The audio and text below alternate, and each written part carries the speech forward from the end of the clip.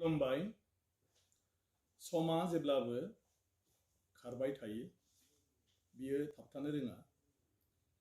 नाथाय सुबुं समाजा बे समखौ सुनानै लानो थाखाय 12 दानजों बोसोरसे बेबायदि स्पिड ब्रेकार बायदि खालामनानै लादों, जेराव जोङो जोंनि जिउआव गेजेर गेजेर मोनसे ब्रेक हमनाय बायदि थानानै थांनाय समफोरनि बाथ्राफोरखौ लानानै बिनि मोनदांथिफोरखौ लानानै फैबाय थानाय समाव मोनसे गोदान सानस्रिजों गोदान माखासे आदब खायदाजों खामानि मावनो जुरिफिनो।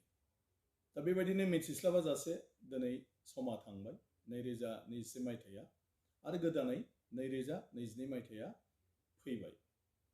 ओंखायनो 2021 मायथाइयाव जेफोर मिजिंखौ लानानै जों गासै खामानि मावनो हाबाफारि लादोंमोन, बेफ्राव जुदि मायाबा जाफुङाखैब्लाबो बेफोरखौ गारनानै जों मोनसे गोदान मिजिं आरो गोदान सानस्रिजों 2022 मायथाइयाव जों मोनसे मोजां सिमां सुजुनानै जाहाथे बयबो आवगायो आरो बियो जेन मोगथाङाव जाफुंसारो, बिनि थाखाय आं बयनिसिमबो गोसो गोरबोनिफ्राय गाहाम हामलायनाय जासिहरबाय आरो 2022 मायथाइनि बयनिसिमबो आंनि गोसो गोरबोनिफ्राय सिबिनाय आरो अननायजों लोगोसे बे गासै बोसोरानो बयनिबो जिउआव जाहाथे रंजानायजों बुंफबथों, बेखौनो आङो मिजिं खालामनानै आनान गसाइनाव आङो बोर बिबाय आरो बयनिसिमबो गाहाम हामलायनायखौ